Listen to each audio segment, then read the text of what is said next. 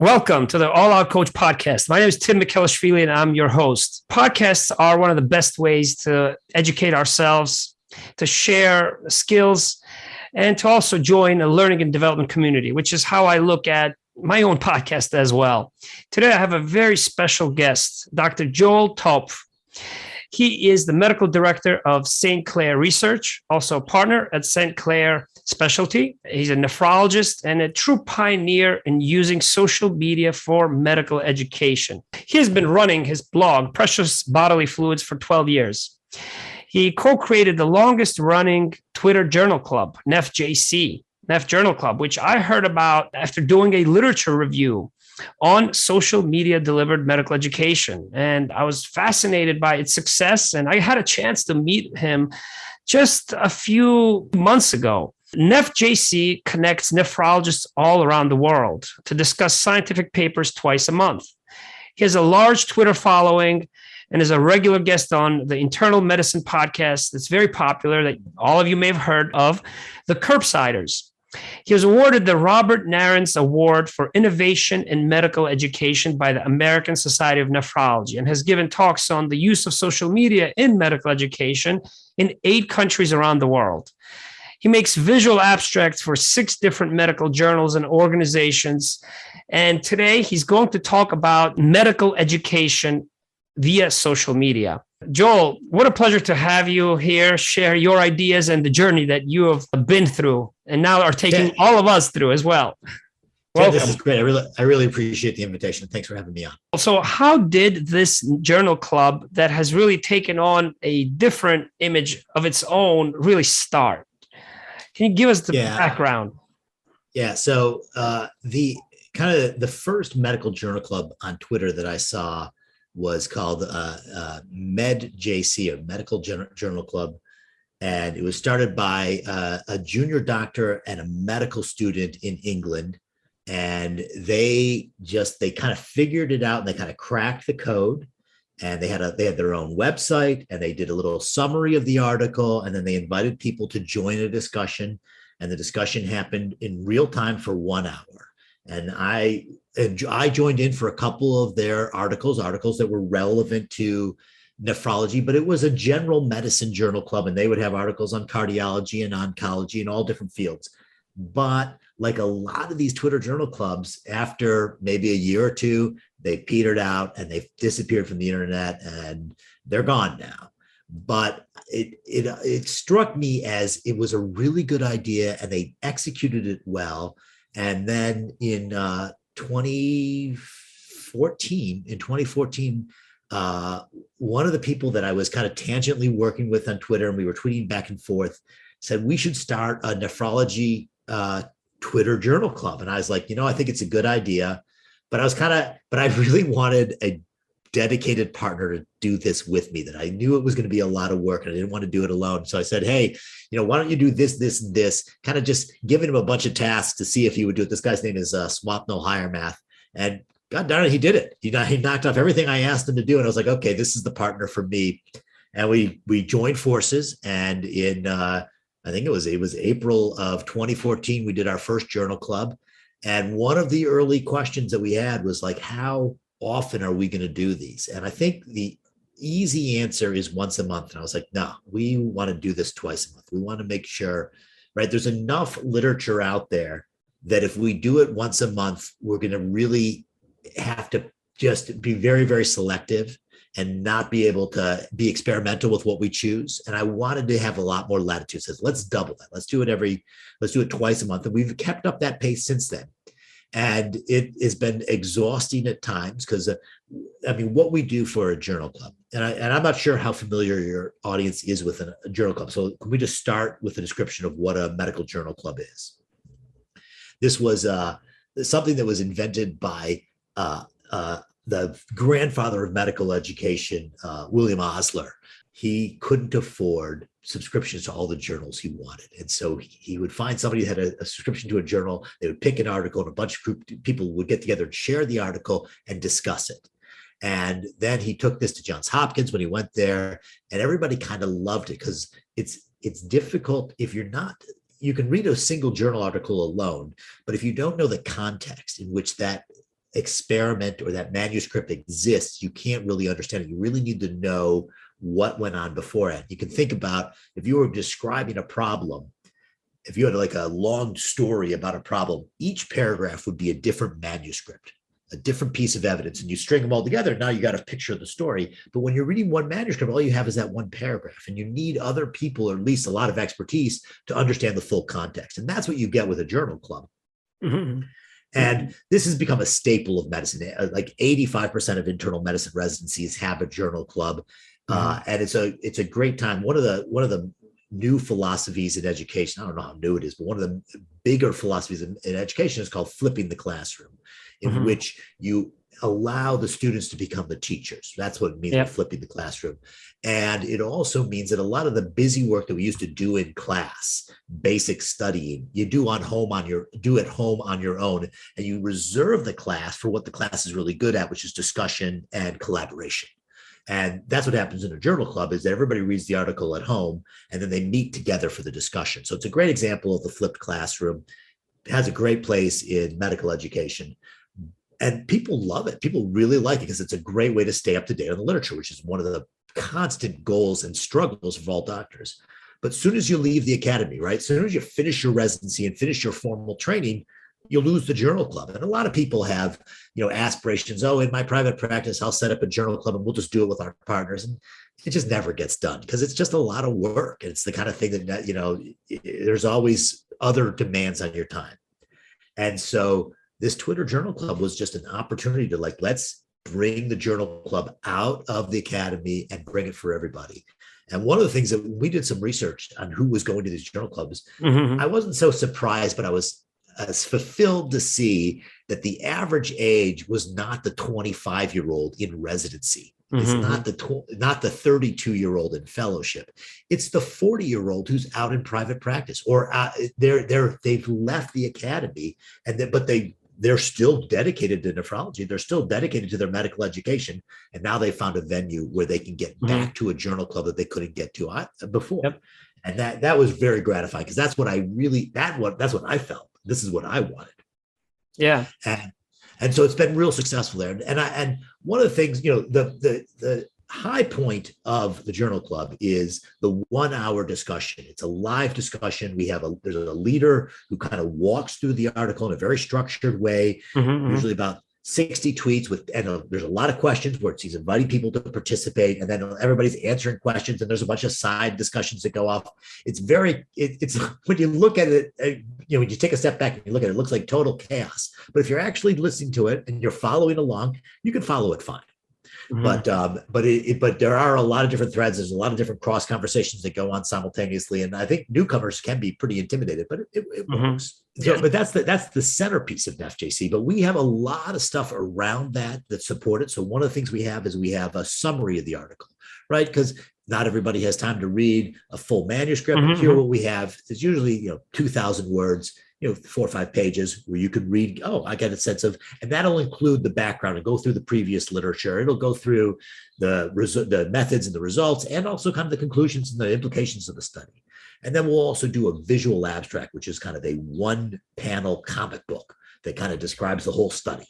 Yep. And then, and it'll also have we'll also have a tweetorial, and which I think we'll talk about a little bit later, which will kind of summarize what went on in the discussion. And then lastly, we'll do a podcast in support of it. So once we kind of pick an article, we do a lot of stuff around that to kind of deliver that article to the community. And not everybody does everything, right? Some people are like, I forgot. And we also have a newsletter. We have a weekly newsletter that goes out that also does this. And so there's a lot of ways to get the medical information that we digest and go through and summarize. You can do it by podcast, you can do it by tweet chat, you can just do it by traditional literature, just kind of read the summary or read the article itself.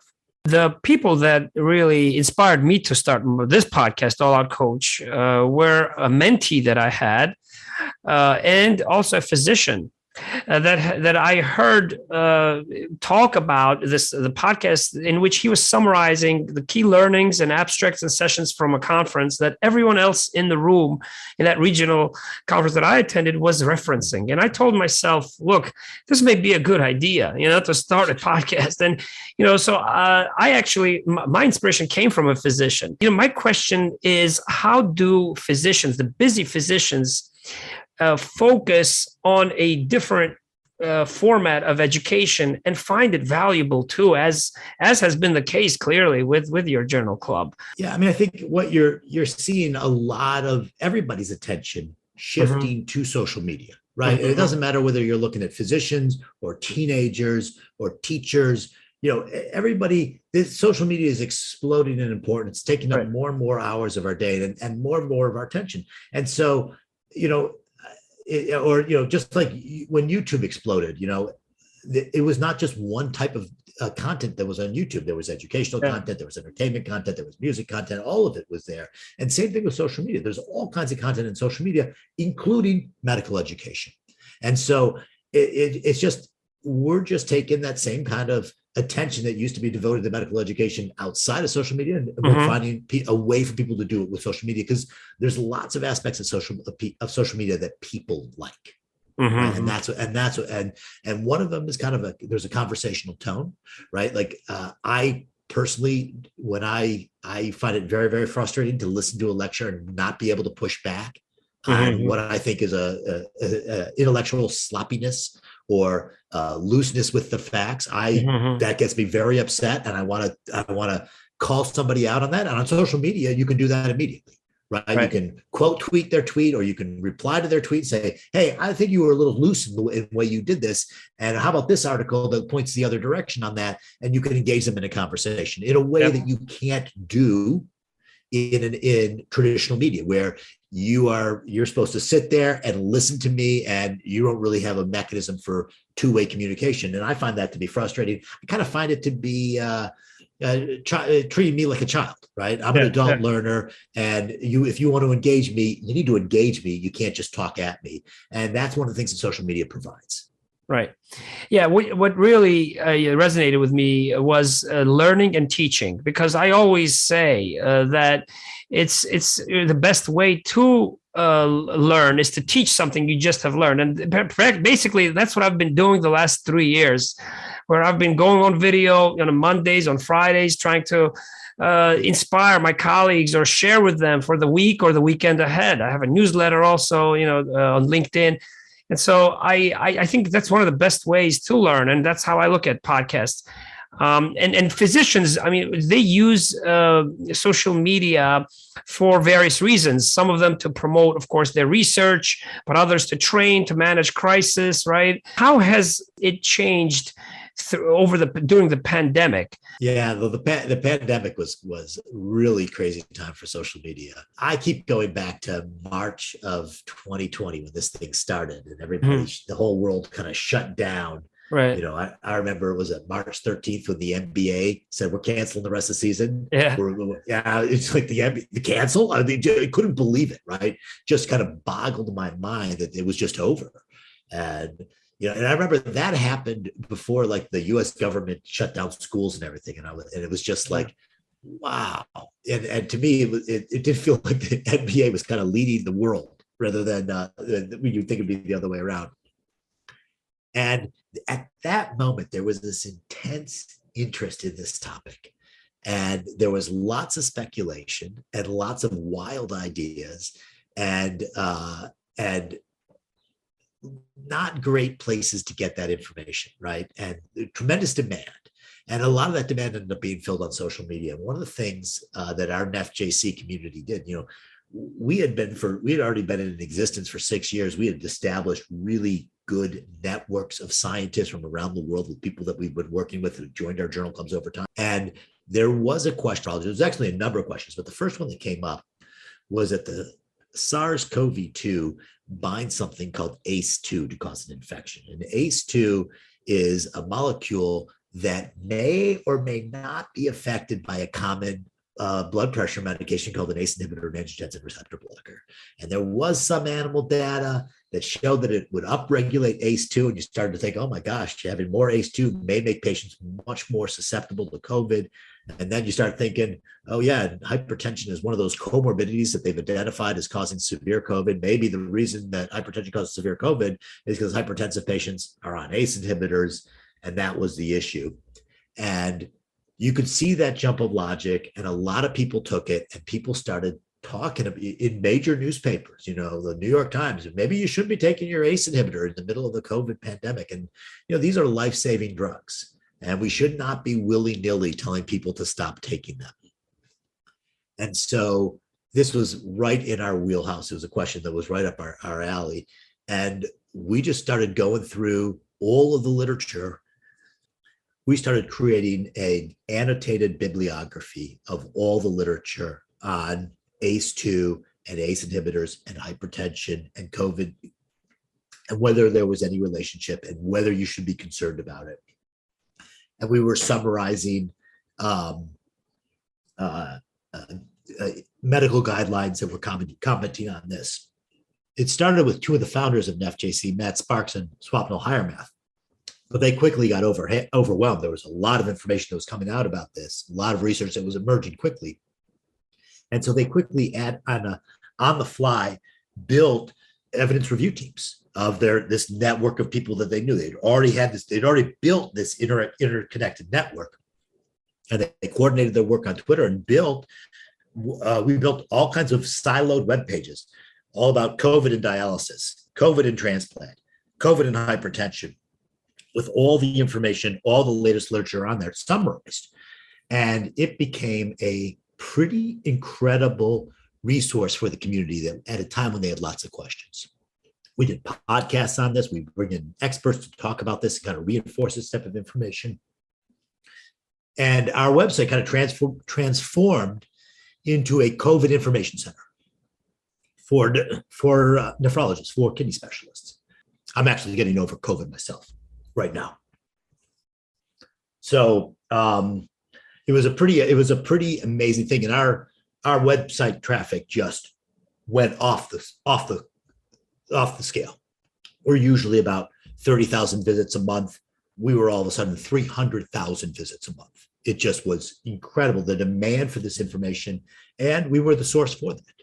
Right. And in fact, this ended up spurring one of the authors of this page did a randomized controlled trial, which is really the answer you're looking for to see if this thing really affects it. And there ended up being no effect of the ACE inhibitors or angiotensin receptor blockers on COVID infections. Thank God. I mean, the growth has just been incredible, of your journal club. But for those who are not familiar with nephrology or with NephJC Journal Club, let's spend some time maybe contrasting the Twitter as a platform versus others. Because I'll be honest with you, I'm not a specialist in Twitter, and I know you have actually a social media training internship that you have started on Twitter. So what are some of the success factors in starting a journal club or a community on Twitter? Yeah, I think it's interesting to see why Twitter is different from other social media products, right? Mm-hmm. And it's very popular among physicians, right? It's the most popular. And among scientists and among journalists, and it's very much among knowledge workers. It's very popular, and you can start to link. So one, Facebook, you create a Facebook page. But when you publish to that page, people that like that page don't necessarily get those updates pushed to their news feed, right? And in fact, Facebook then tries to sell you access to people that have already liked your content, which is, to be pretty scammy, right? If they, these people kind of already made the commitment to my site, why don't you push up my information to them? Mm-hmm. But that's their business model, and they make a ton of money, right? Yeah. So Twitter's not like that, right? Everybody who follows you will see what you post, which is big deal. That's one of the differences. And that's one of the reasons that I don't think Facebook has been able to get a lot of traction as a source of this type of information. Instagram, another Facebook product or Meta product, they are very limited in the type of content you can post, right? You can put a picture and you can put as much words underneath that picture that you want, but you can't put a link. And a link is super important when you're doing medical education, right? So you can say, hey, I believe this. And then most importantly, I believe this because link to primary literature, link to YouTube video, link to presentation that I gave, an hour-long presentation that I gave on this topic, right? Right. You can link to just about anything. And that allows you can't just say anything. And if you just say something and you don't provide the data, people will call you out on it, right? They're like, why would you say that? Well, you need to show me the data. And there's no way to show me the data on Instagram except for link in bio, which means that you can only kind of promote one thing at a time. It's just very, very limiting. And it seems like it's a weird artificial limit. Right. Instagram doesn't want you leaving Instagram, so they don't allow you to put links in. It drives me bananas. And then the other thing about Twitter that I think is super important is the ability to amplify things that you like, the ability to retweet. And so, that's a lot of what makes Twitter valuable is the social proof, right? Somebody that you trust has promoted this other tweet so that you see it. That adds validity to what that tweet says. Yeah. Right. Oh, Topf promoted that. He usually knows what he's talking about. Right. So, and that social proof is super important, right? The question is always, well, how do you know what you can trust? And there's always a question of that, right? You can't trust anything blindly, but when lots of people that you trust, that you know are good doctors, that you've seen their stuff before and it's good stuff before, and they've helped you out in situations before, when multiple of them are promoting something and retweeting it, and you're seeing it coming up in your timeline through them, that adds to how much you trust them. What I find fascinating also is how you've created a real community, a true community. And I was a witness of that. I saw that firsthand when we first met. You've been able to take that virtual community, generate a long-standing relationship and a learning and development community, which everyone is hungry for. And I saw just a large group of physicians, incredible physicians, panelists, moderators at that event where we first met in Boston. A lot of those virtual training and medical education translates into skills, into even skills that may be in emergency room for emergency medicine physicians who I know are using podcasts, for example, or even training for surgical procedures and learning models via WhatsApp and various different types of real-time communication on medical skills. Was there a turning point where a turning point at some stage of NephJC Journal Club where you felt like that's what really created that community? Was there a one particular journal club? It's really been a slow burn. Over a long time, there's no one time that we exploded. Okay. One of the important components is that a year into doing the journal club, Swapnil and I are going, we need to have a better model. We need to find some other people to help us because this is a lot of work. And I said, what we need is an intern. And so we designed an internship where we'd train people in social media medical education and see how that would work. And so we started this social media internship, and that is 1 year younger than NephJC. So that's 7 years old now. And we started with 4 people. And we grew it over time. We peaked at 50 and we're like, no, that's too big. We kind of dialed it back. And now we're at about 35 people a year. We get these interns from all over the world. And we train them in writing blog posts, running tweet chats like NephJC, doing visual communications like visual abstracts. And now we teach them how to do podcasts. So those are the 4 pillars of it. We have a bunch of different projects that they do. And it's an internship, not a class. Like they don't just sit there. It's not passive. It's all active. They're doing, because that's how we think that you learn. And it's a very supportive community.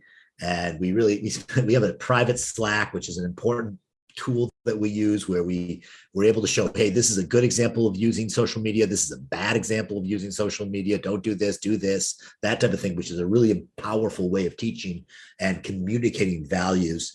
And you do this for 7 years and you do 30 people a year, you start to get a lot of community, a large population of people that have done it.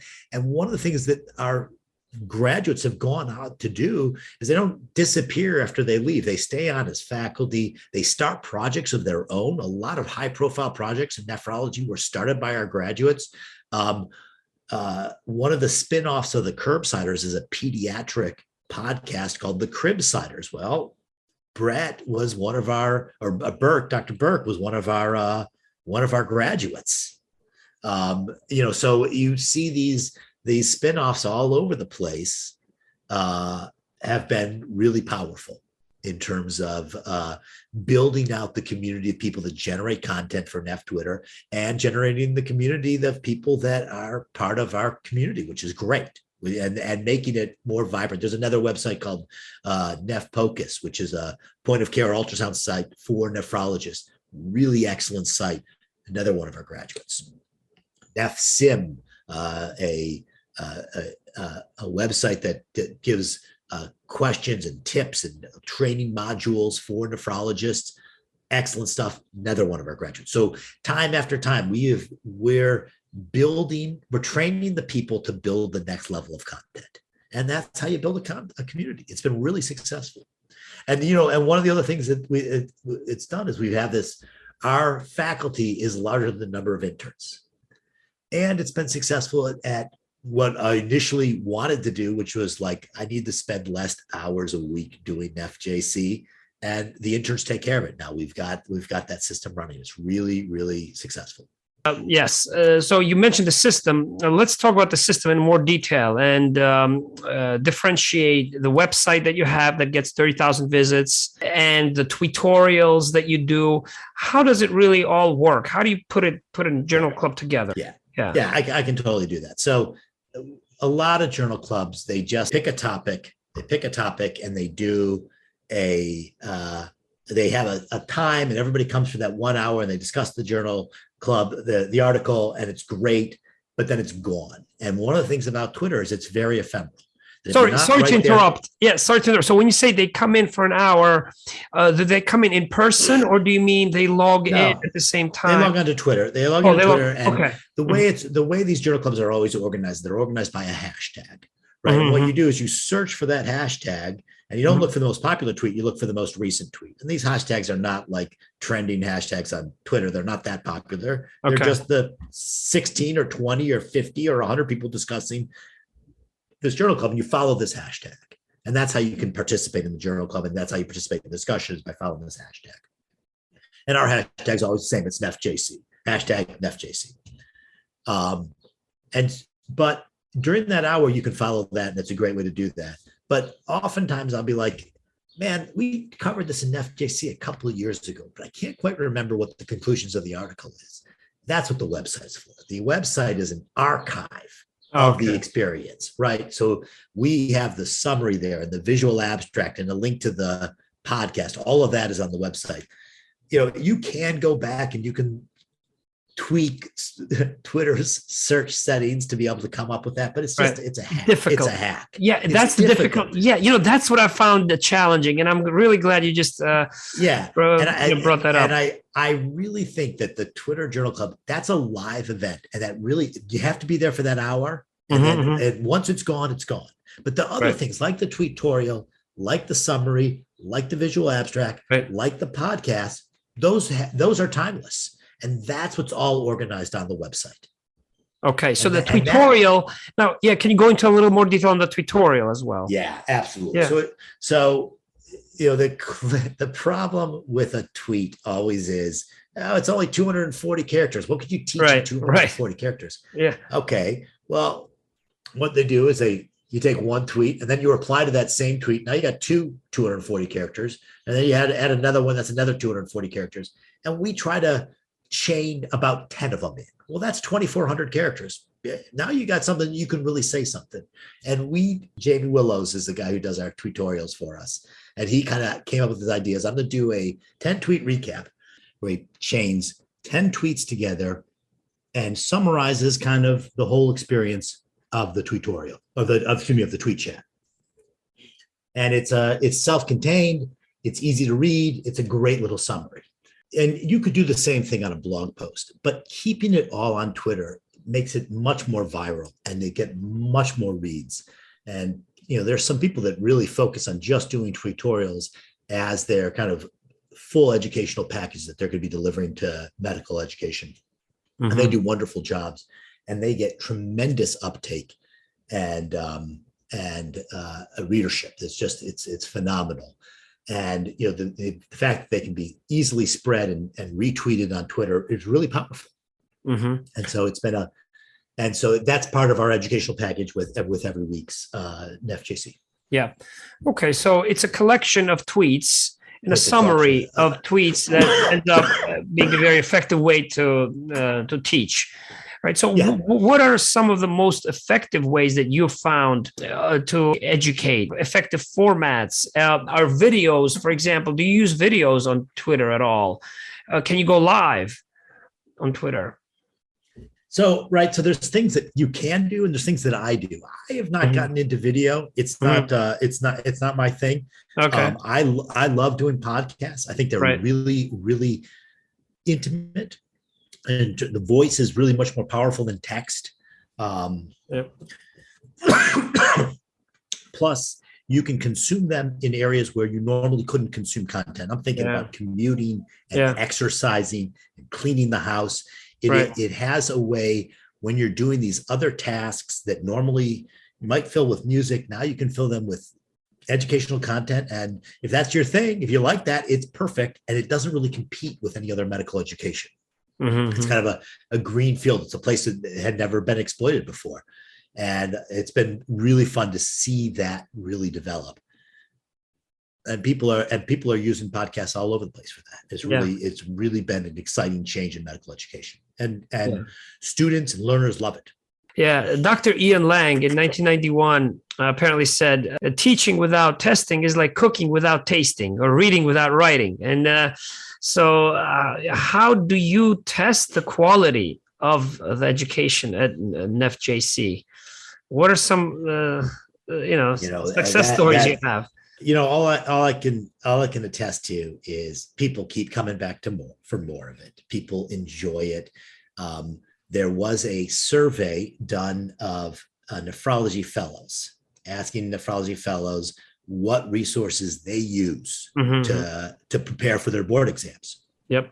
Or to learn nephrology. These are people in the process of becoming nephrologists, and 35% of them said that they're using NephJC. It's becoming one of the major sources of medical education for fellows. And I really don't think we target fellows as our audience. We really target older and established nephrologists. So we're seeing people use it, and they're coming back for it, and they're marking it down as something that they find useful and compelling. And we have not gone out to try to measure educational effectiveness other than that. Yeah, but I mean, the fact that what you mentioned about the engagement, I learned about your journal club doing a literature review and doing a webinar on the social media education. And your journal club is an example and is a model that I think any specialty and not even medicine outside of the healthcare field, I think can use. Now, are there any tips you have in terms of how do you incorporate or consolidate many different parts of the process needed for the journal club in order to still be efficient with your time, productive? Are there any tips you have? How do you get everything done? The blog article, this. What you're looking at now is the kind of the fully functioning machine that's been developed over years. Yeah, and we didn't start out with this type of sophistication. Trust me. Yep. And we get this question a lot from other specialties. Hey, we want to start a journal club. That looks actually really compelling. Right. And we got that question so often, we went out and we wrote a white paper called Starting Your Own Medical Journal Club. And that's available on NephJC. You can just go there. You can get and it's like a 30-page discussion of how we do things. It's nephjc.com, right? That's the website? Yes, it's nephjc.com. Okay, and then you have another blog, Precious Bodily Fluids. Precious Bodily Fluids is my personal blog, and I've been doing that forever. I see. And quite honestly, a lot of what I used to do on Precious Bodily Fluid has just moved over to tweeting. Right? That's how I do most of my publishing now for social media, is not on a blog, but on Twitter.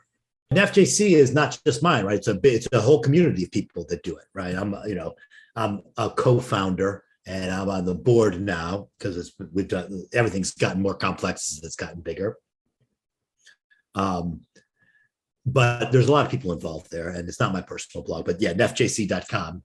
And if you go to NephJC.com and you go to more, there is something called, the Twitter Journal Club Primer. It goes through a lot of our thoughts about what's important and, how to start and what are essential components and what are kind of optional to build on later. Yep. So are there any new topics or channels that you're pursuing or you're exploring? Or do you feel like you have a system going now and it's working well and you're scaling the audience? What are the next steps now in the Neph Journal Club that we can expect? Yeah. So for me, I'm moving on. Not moving on so much, but I am really focusing my energy on podcasts. I really think the podcasts are an important thing. So I do the NephJC as its own podcast, which is called Freely Filtered. And we try to get out an episode or two a month. Uh-huh. And then I also have a second podcast called Channel Your Enthusiasm, which is kind of a different type of podcast. Here, we're reading a nephrology textbook I have 8 nephrology educators of varying levels in their career, from beginners all the way through to professor emeritus. And we're reading one of the classic nephrology textbooks, and we're going through it chapter by chapter, and every chapter is about an hour and a half discussion. Mm-hmm. And it's a real fun, cool project. And I think these nephrology textbooks are just a kind of a bear to read alone, but it's kind of fun to read it as part of a group, to read a chapter and then listen to a bunch of experts kind of talk about what they learned and what they thought it was interesting and what has changed since that was published, that type of stuff. Yep. Put some context onto that. Yeah. And so that's what we're doing. And it's a real fun project. It's really successful.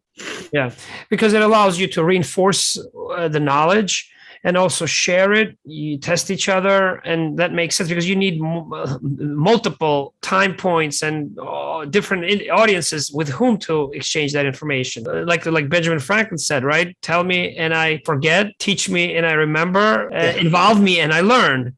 Right, so you're involving your peers, which is amazing. I think, and so that's exactly right. It's an attempt to make reading a more active, or more importantly, a more communal experience. Hey, we're reading the book with you, right?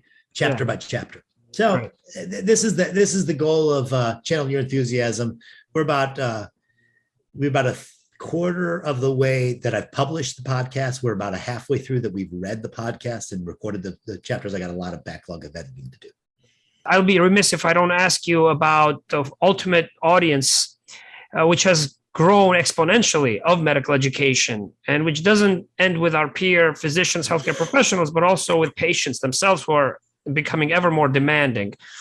What message do you have for them who may not be as well trained as you are or your colleagues, how they can systematically and critically go about analyzing the medical education that's now accessible so easily? Yeah, no, that's wow. There is a lot of poor medical education out there.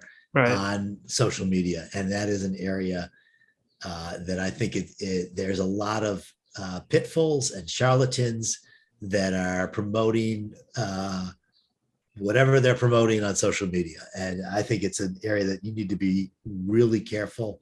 I would be incredibly hesitant to take any medical advice from anybody who was selling anything on the internet. And I think that anybody who's selling vitamins or supplements or anything, I think almost they're very suspect in terms of what that medical information is going to be. I think there's a lot of pitfalls and a lot of danger for patient level information. It's not an area that I've spent a lot of time doing. I've really focused on physician to physician education. Yeah, and I think you're closing for that gap in education that actually increases with the increasing years in practice that's been published everywhere, right? The longer you spend in practice the more education you actually need and the less quality of healthcare you provide.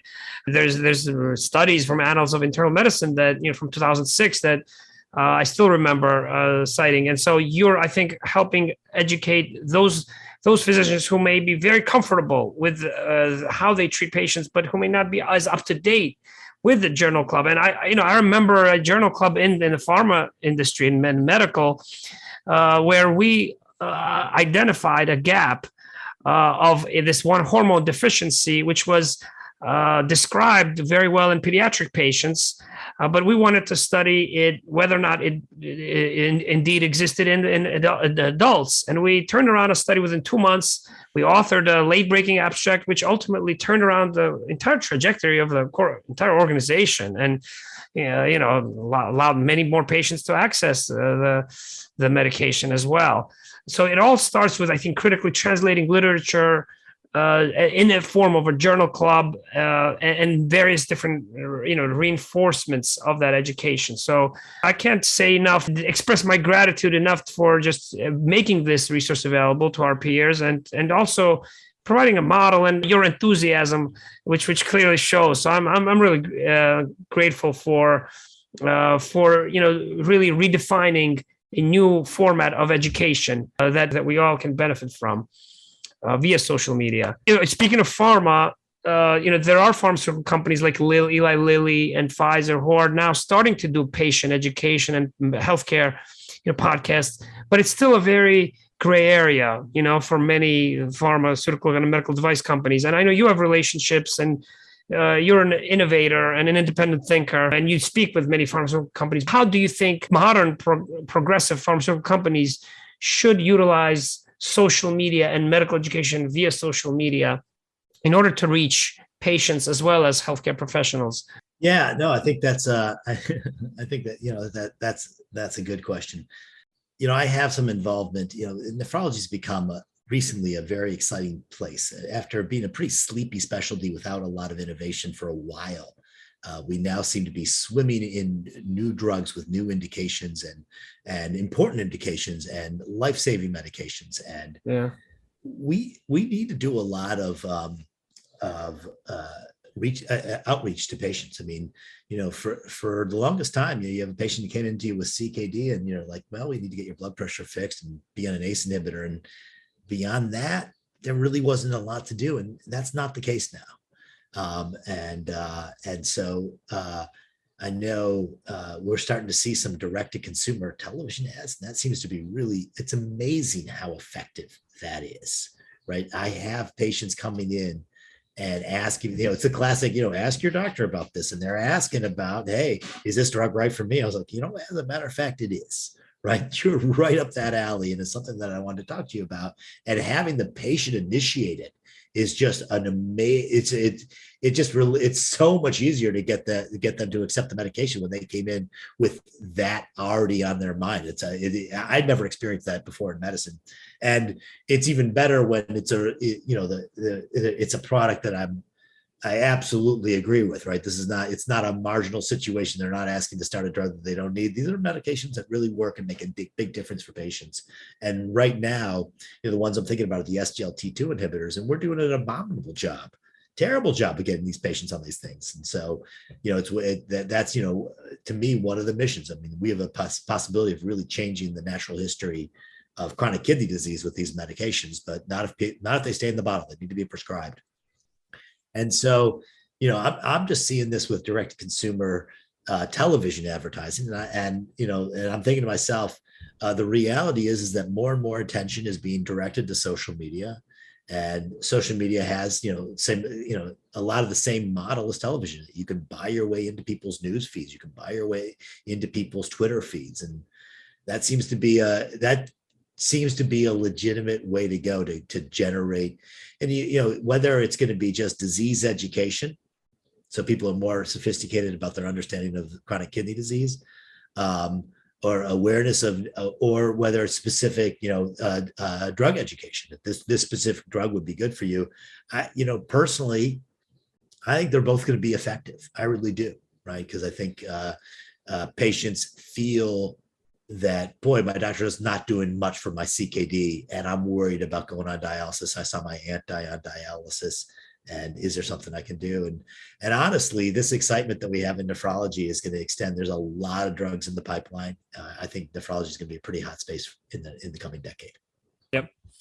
Well, the studies are increasing. The volume of data and the velocity with which it's traveling is just going through the roof, I think. And your journal club, I think, allows us to accelerate our education, our hands-on training. And again, thank you very much, Joel. I'd like to leave you with a final word to just address those who may be dabbling and thinking about how to best utilize social media. And Dr. Ruth Gautian, who's the chief learning officer at Weill Cornell here in New York, and she was published in Nature, and she's interviewed many Nobel Prize laureates. She was actually a guest on this podcast, and she told me that one of the most common characteristics that these Nobel Prize laureates have, and these extreme high achievers, was that they had informal learning, a routine of informal learning that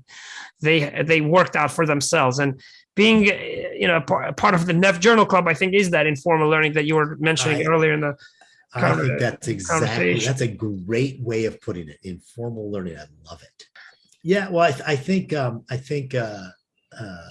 NephJC, meets twice a week. Go to our website, sign up for our newsletter. We'll announce every time that we're going to be doing one, so you'll know when to show up. We actually do two of them. We do one of them in the that's convenient for the Indian time zone, Indian subcontinent time zone, and one of them that's optimized for the United States, 9 p.m. on Tuesdays. Not every Tuesday, it's just 2 Tuesdays a month. And come and join one of the tweet chats and see what it's like. Kind of get a sense of what's going on. Because I think you'll find it compelling. You'll certainly find some other people to follow, people that have interesting takes, which is a lot of what you're trying to do, is trying to build a group of people that you follow on Twitter that are productive, that are not going to fill your timeline with a bunch of celebrity gossip or political stuff that's going to just make you angry. Yeah. Let's keep it focused on medicine, which is I think is important for making the platform productive. Yeah. And so it's as much about the discussion as about building the community. And you'll see that when you go there. It's a very welcoming community. And there are some spirited debates, but they never get nasty. You're making learning fun, education fun, and also allowing people to explore, not to be an expert, but to be a constant explorer. Thank you. I'm going to join your social media internship program because I still need lots of tips on Twitter. I figured out you're pretty good at this stuff, Tim. You're pretty good at this stuff. Well, thank you. That's a compliment hearing it from you, but I'm definitely going to join and learn from you. And I invite others as well to if you have space. I know you're a busy class, but I think we only take 35, but we'll read your application. That sounds interesting to me. I thought we haven't had anybody from pharma yet. We had one application. They didn't make it. They didn't make the cut last year, but. Okay. All right. Great. Well, thank you again for being a guest on All Our Coach, Joel. Take care. Take care.